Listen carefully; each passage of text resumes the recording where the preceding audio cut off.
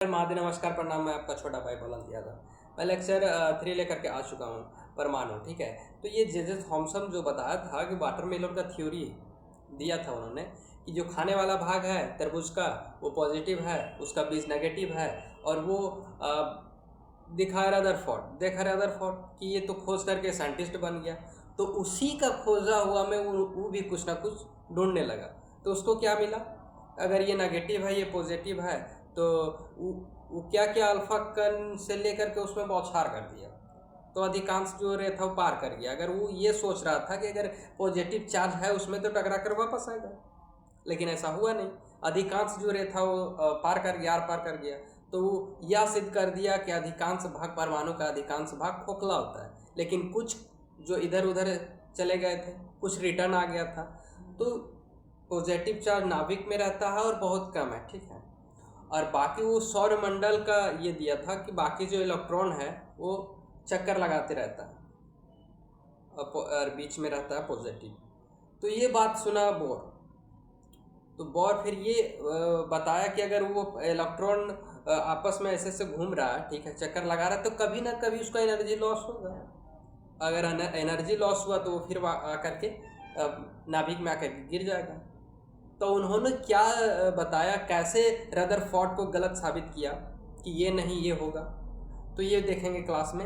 बल्कि रदरफोर्ड ने काफ़ी हद तक परमाणु का खोज कर दिया, ठीक है।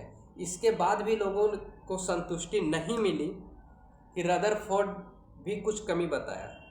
रदरफोर्ड को भी कुछ कमी बता दिए। उन्होंने ये बताया कि इलेक्ट्रॉन अगर घूम रहा है तो घूम रहा है तो कभी कभी ना कभी उसका एनर्जी लॉस होगा। एनर्जी लॉस होगा तो आपके नाभिक में गिर जाएगा। तो इसको सच साबित करने के लिए बोर ने एक अपना सिद्धांत दिया है। उन्होंने कैसे लोगों को समझाया है, ये जानने के लिए चलिए क्लास में मिलते हैं। तब तक के लिए हमारे चैनल को सब्सक्राइब एंड शेयर जरूर करिए और अपने दोस्तों को शेयर कीजिए। तो चलिए देखते हैं क्या उन्होंने कैसे बताया कि हाँ, अगर ये इलेक्ट्रॉन अपने कक्ष में घूमते हैं या एक कक्ष में कितने इलेक्ट्रॉन घूमते हैं, एक से अधिक घूमते हैं या एक ही रहते हैं या अपने कक्ष से दूसरे कक्ष में भी जाते हैं, तो क्या कैसे है, ये सब क्लियर क्लास में करते हैं। चलिए देखते हैं रदरफोर्ड की कमी को बोर ने कैसे दूर किया, क्या सिद्धांत दिया, वो देख लेते हैं सबसे पहले, ठीक है। वर्ष 1913 में नील्स बोर ने रदरफोर्ड के परमाणु मॉडल की कमियां दूर करने के लिए एक नया मॉडल प्रस्तुत किया, जैसे मैक्स प्लैंक द्वारा प्रस्तुत क्वांटम थ्योरी पर आधारित था। अब ये क्वांटम थ्योरी क्या है इसको देखते हैं। वो क्वांटम थ्योरी पर क्या आधारित किए हैं ये देखते हैं, ठीक है। क्वांटम थ्योरी यानी क्वांटम सिद्धांत ऊर्जा विकिरण अथवा ऊर्जा का उत्सर्जन अथवा अवशोषण निरंतर ना होने पर अनिश्चित छोटे छोटे पैकेट यानी बंडल के रूप में होता है, जिन्हें क्वांटम कहा जाता है, ठीक है। तो नील्स बोर ने अपने परमाणु मॉडल में क्वांटम सिद्धांत का प्रयोग करते हुए कहा कि परमाणु में उपस्थित इलेक्ट्रॉन के नाभिक के चारों ओर केवल निश्चित कक्षाओं में ही ऊर्जा कोणीय संवेग तथा नाभिकीय से अपनी ऊर्जा के समानुपाती दूरी पर ही चक्कर करते हैं। ये आपको समझ में नहीं आया होगा तो हम आपको ये बताते हैं। जैसे रदरफोर्ड ने बताया था कि परमाणु जो है वो एक नाभिकीय रहता है, उसके अलग कई कक्षाएं रहते हैं और उसी कक्षा में इलेक्ट्रॉन अपनी ही कक्षा में घूमते रहती है। तो उसमें इलेक्ट्रॉन की जो एनर्जी है वो लॉस क्यों नहीं होता, ये मैं आपको आगे बताता हूँ। तो नाभिक के चारों ओर स्थित इलेक्ट्रॉन कक्षाओं के बाहर की ओर क्रमशः देखिए KLMN अथवा 1 2 3 4 से प्रदर्शित किया जाता है। प्रत्येक कक्षाओं में मतलब ऑर्बिट अथवा सेल की एक निश्चित ऊर्जा होती है, इसलिए इन्हें ऊर्जा यानी एनर्जी लेव भी कहा जाता है। चलिए हम आपको डायग्राम से समझाते हैं KLMN क्या है, ठीक है।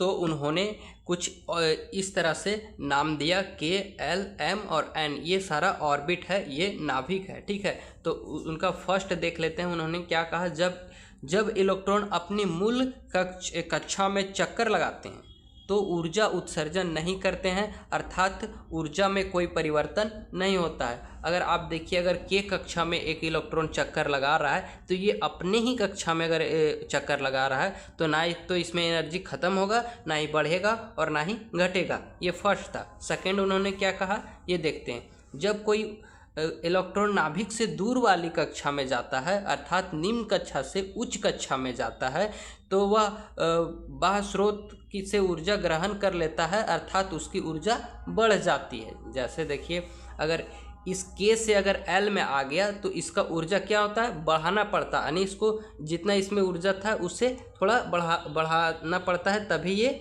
एल में घूम पाएगा। ठीक है। तीसरा इसमें क्या है, जब कोई इलेक्ट्रॉन नाभिक से दूर वाली कक्षा से नाभिक के समीप वाली कक्षा में आता है तब वह ऊर्जा उत्सर्जित करता है, अर्थात उसकी ऊर्जा में कमी होती है।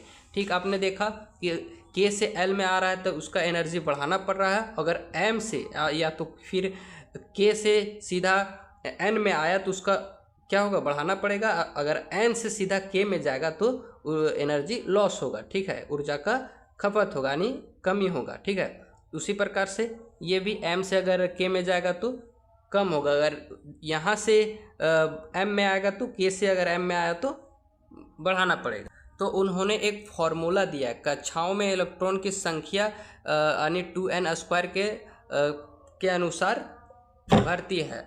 आप ऐसे, ये के कक्षा है तो इसमें का केवल एक ही इलेक्ट्रॉन घूमता है या 2 इलेक्ट्रॉन घूमता है, ये एल है तो इसमें कितने इलेक्ट्रॉन घूमते हैं, ये आपको क्लियर करेंगे उस ये जो बताया आपको 2n², वो जो फार्मूला दिए उससे। ठीक है, कि पता लगा सकते हैं कि इसमें के कक्ष में कितने इलेक्ट्रॉन हैं, एल कक्ष में कितने हैं, एम में कितने हैं और एन में कितने हैं। ये जानने के लिए वो फार्मूला का हम लोग उपयोग करेंगे। ठीक, तो उन्होंने 2n² के अनुसार मतलब 2n² उन्होंने एक फार्मूला दिया। n मतलब हो गया नंबर। ठीक है, पहली कक्षा यानी के, देखिए के पहली कक्षा में 2n² तो ये 2 ही आएगा ही। अगर ये n है यानी नंबर तो पहली कक्षा 1। ठीक है, तो 1 का स्क्वायर करेंगे 2 को इंटू करेंगे 1 से 2 आएगा, 2 का स्क्वायर 2 आएगा। ठीक है, तो उसी प्रकार से इस तरह से देखिए 2 का इंटू 2 करके 2 का स्क्वायर 4 और 4 4 दूनी 8 आ गया ऐसे। ठीक है, तो उसी प्रकार से m का देख लिए तो 18 आता है और n का देखिए तो 32 आता है। ठीक है, तो नेक्स्ट में हम लोग देखेंगे इलेक्ट्रॉन प्रोटॉन। इस प्रकार बोर ने एक फॉर्मूला दिया 2n²। इससे आप ये पता लगा सकते हैं कि कौन सा कक्षा में कितना इलेक्ट्रॉन है। ठीक है, तो 2n² के लगा करके आप ये निकाल सकते हो कि कौन सा कक्षा में कितना इलेक्ट्रॉन है। ठीक है, तो नेक्स्ट हम लोग बात करेंगे प्रोटॉन, इलेक्ट्रॉन और न्यूट्रॉन का। ये हमने फर्स्ट लेक्चर में बात भी किए थे, इसका जिक्र किए थे, लेकिन फिर से देख लेंगे। इसके बाद इससे रिलेटेड जो प्रीवियस ईयर क्वेश्चन जो एग्ज़ाम में आता है, ठीक है, वो हम लोग डिस्कस करेंगे नेक्स्ट वीडियो में। ठीक है, तो हमारे साथ जुड़े रहिए, बने रहिए और लगातार हम इसी तरह से इम्पॉर्टेंट चैप्टर लेकर के आते रहेंगे। इसमें जितना भी इम्पॉर्टेंट क्वेश्चन जो जैक बोर्ड द्वारा पूछा जाता है और पिछले बार प्रीवियस ईयर क्वेश्चन जो पूछा गया था और कितने नंबर का आता है, ये सब मैं एक नेक्स्ट वीडियो में लेकर के आएंगे। उसमें पहले हम प्रोटॉन, इलेक्ट्रॉन और न्यूट्रॉन के बारे में डिस्कस कर लेंगे, उसके बाद कुछ प्रीवियस ईयर क्वेश्चन सॉल्व करेंगे। तब तक के लिए टाटा, बाय बाय।